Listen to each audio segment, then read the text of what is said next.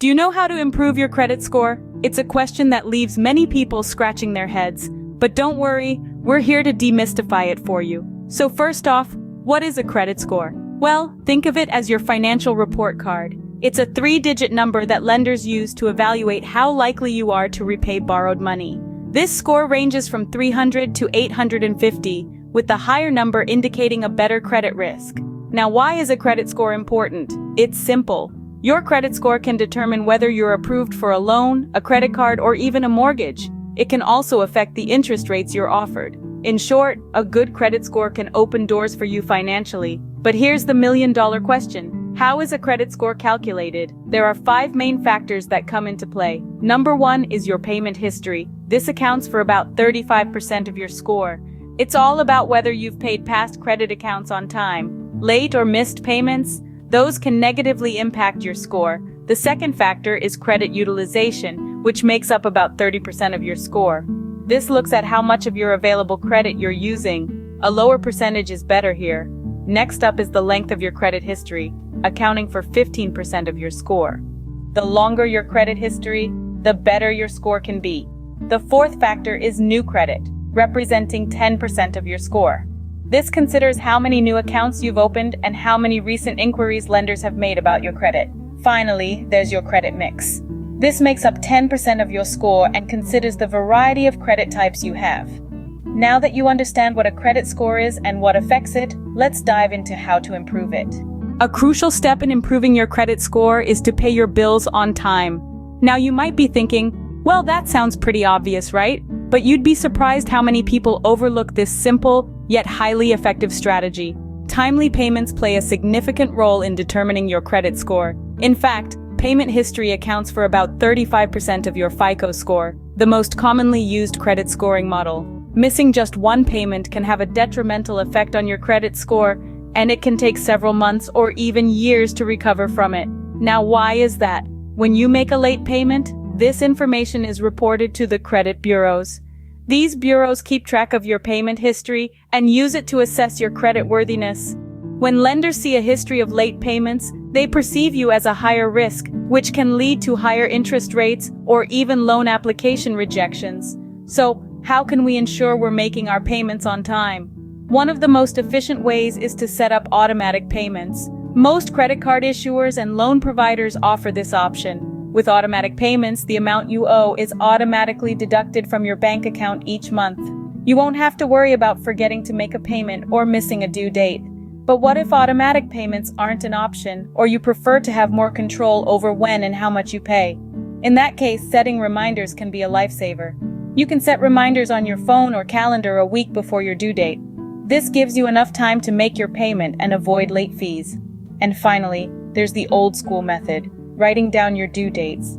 Whether it's in a planner, on a wall calendar, or on sticky notes on your fridge, having a visual reminder can be a powerful tool to ensure you never miss a payment. Remember, consistency is key. Making all your payments on time is a surefire way to boost your credit score.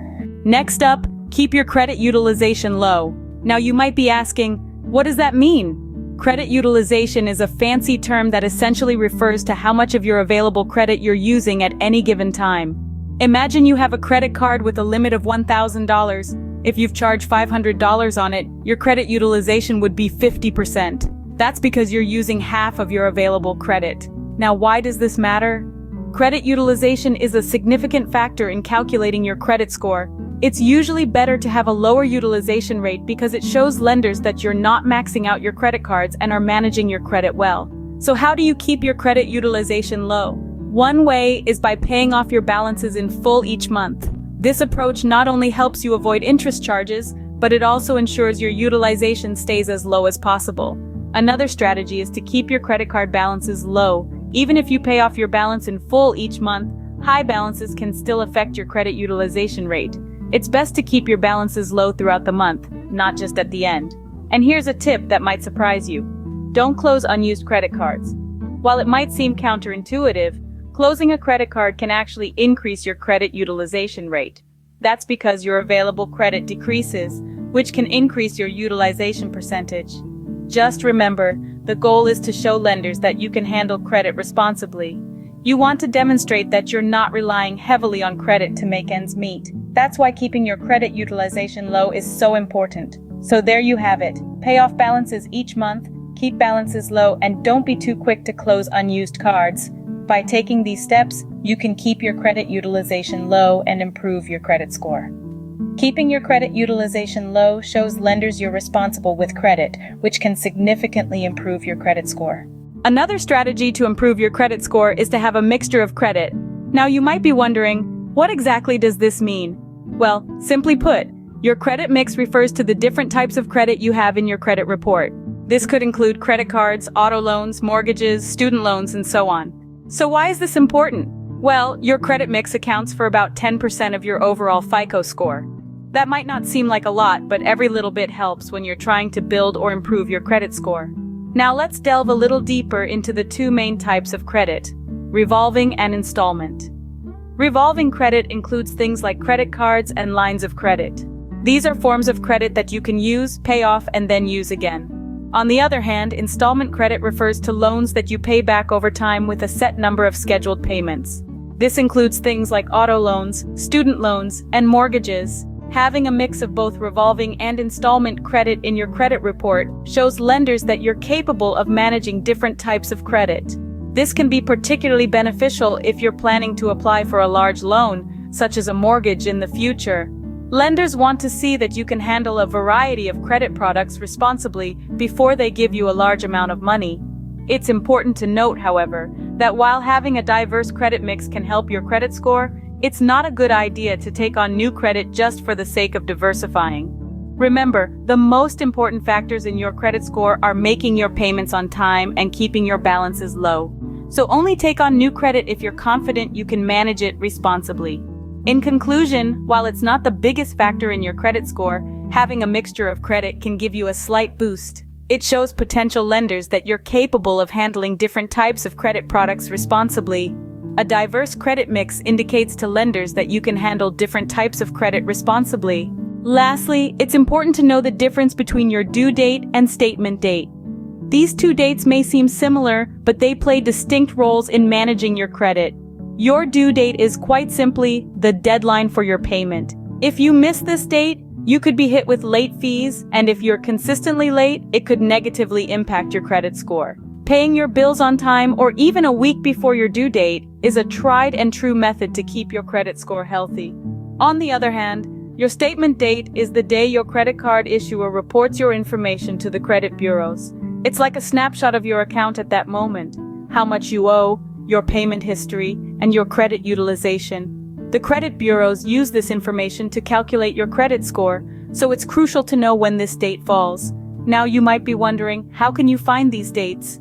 Well, they're usually listed on your credit card statements. Due dates are often clear, but the statement date might require a bit more digging. It's typically the last day of your billing cycle, so you can find it by looking at the date range of your statement.